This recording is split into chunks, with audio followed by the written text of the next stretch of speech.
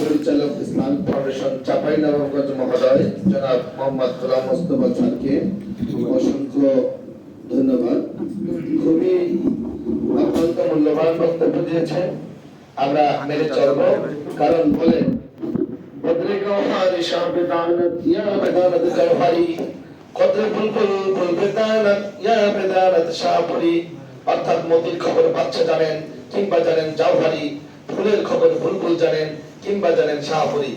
তা ইসলামিক ফাউন্ডেশনের কর্মকর্তা বৃন্দ এবং আমাদের টিটিসির অধ্যক্ষ মহোদয়, আমি দেখছি আমার প্রাণপ্রিয় রাজ্জাক স্যার এবং উপস্থিত যারা আছেন ইমাম স্যার, প্রধান অতিথি স্যার, সবাই এবং আমার ছাত্ররা, কমপ্লিট কোড অফ লাইফ আমাদের ইসলাম, আমরা কোরআনকে শক্ত করে ধরবো এবং সহিহ হাদিস অনুসারে চলবো।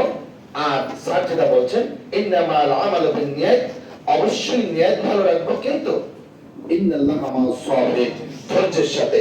এই পর্যায়ে আমাদের সম্মুখে অত্যন্ত মূল্যবান বক্তব্য নিয়ে আসছেন আজকের সভার প্রধান অতিথি জনাব ডক্টর মোহাম্মদ আরিফুল আলম স্যারকে। স্যার বলবেন না, আমি এতক্ষণ জেনেছি যে স্যার বলতে অনাগ্রহ প্রকাশ করেছেন, মানে এই মুহূর্তে আরিফুল আলম স্যারকে তার মূল্যবান বক্তব্য দেওয়ার জন্য আহ্বান জানাচ্ছি। বিসমিল্লাহির রহমানির রহিম।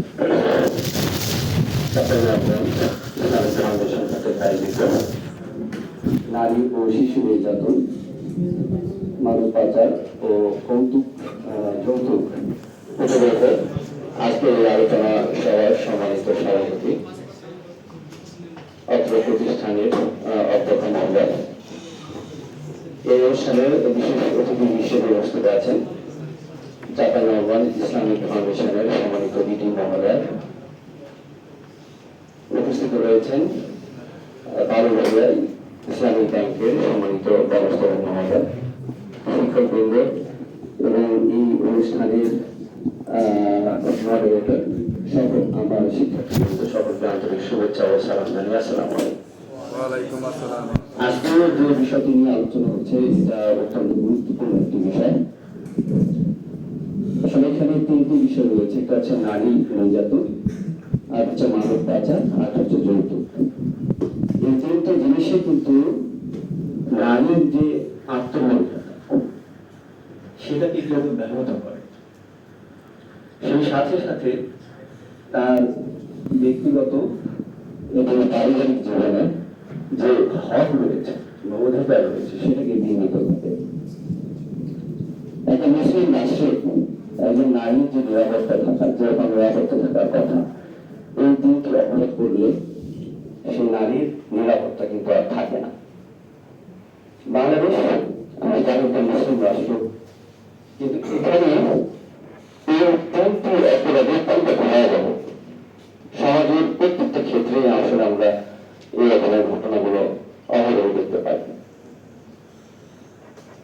এখানে এমন ঘটনা ঘটে যে যৌতুকের জন্য স্বামীর পরিবার থেকে চাপ দেওয়া হয়, যদি কোনো কারণে অস্বীকৃতি জানায় তাহলে তাকে আগুনে পুড়িয়ে দেওয়া হয়। অথচ বাংলাদেশ একটা মুসলিম রাষ্ট্র। একটা সমীক্ষা থেকে দেখা যায় যে আসলে বাংলাদেশে 15 বছর থেকে 49 বছরের যে সমস্ত নারীগুলো আছে, তারা তাদের যে সঙ্গী অথবা স্বামী কাছ থেকে যে কোনো ভাবে নির্যাতনের শিকার হয়ে থাকে, এবং এটা প্রায় 50% মতো। এবং বাংলাদেশে যে সমস্ত নারী হত্যা বা আত্মহত্যা গুলো হয়ে থাকে, এগুলো মূল কারণ কিন্তু আমরা দেখি হচ্ছে যৌতুক। যৌতুক কেন্দ্রিক যে সমস্ত মামলাগুলো আসলে আমাদের আদালতে আসে, সেখানে 68% মামলাতে দেখা যাচ্ছে যে আসামিরা ধরা পড়ে না, এগুলো পলাতক থাকে। তো আমরা বিভিন্ন সময় আসলে বলে থাকি যে আসলে এই অপরাধগুলোকে কিন্তু দূর করা যায়।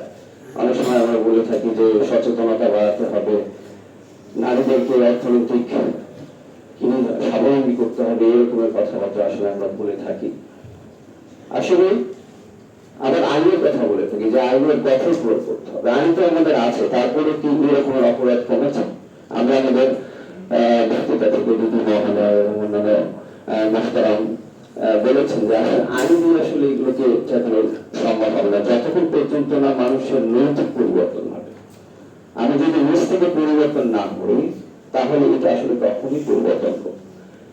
আমি যেমন ফুড ইঞ্জিনিয়ার, আমি বলি যে অনেক সময় ভেজাল করে মানুষ খাবারে। তো আইন তো অনেক কিছু আছে, প্রশ্নোত্তর অনেক আইন আছে, কিন্তু তারপরে কেন মানুষ ভেজাল করতেছে? কারণ সে নৈতিক ভাবে সৎ নয়। তো এই জিনিসটা আমাদের বাড়াতে হবে এবং এইটার একটাই মাত্র পথ, সেটা হলো ইসলামের যে সমস্ত বিধানগুলো আছে এগুলো আমাদের জীবনের মধ্যে অতপ্রতভাবে এটাকে ফলো করতে হবে। আমরা অনেক সময় দেখি যে সাধারণ শ্রেণীর পেশার মানুষ অনেক দূরে ইসলামের অনেক মতামত আছে, তারা জানে না, বেসিক জিনিসটাও তারা জানে না। তার মানে তার যে ইলমের যে ঘাটতি রয়েছে এটা আমাদেরকে মানতে হবে।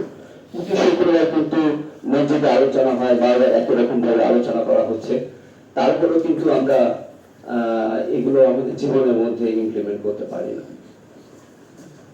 তো সেজন্য ইলমের বিষয়টা আসলে একটু বুঝতে হবে। একটা হচ্ছে যে আমি মালুমিয়াত বলতে আমি আমার সেই নলেজটা আছে, কিন্তু আমি আমার জীবনে সেটাকে প্রতিপাদন করি না। ইলম হচ্ছে যে জ্ঞানটার সাথে আমার উপলব্ধি থাকবে, মানে যে জ্ঞানটা আমি পেলাম তারপরে আমাকে সেটাকে কি করতে হবে, আমল করতে হবে। আমি যদি আমল না করি তাহলে সেটা ইলমের পর্যায়ে যাবে, সেটা মালুমিয়াত হবে, শুধু জানলাম। আমরা বিভিন্ন ভাবে অনেক কিছু আমরা শুনি, কিন্তু আমরা আমাদের ব্যক্তিগত জীবনে, রাষ্ট্রীয় জীবনে, সামাজিক জীবনে সেগুলো কিন্তু আমরা ইমপ্লিমেন্ট করি না। আবু বকর সিদ্দিক রাদিয়াল্লাহু তাআলা আনহু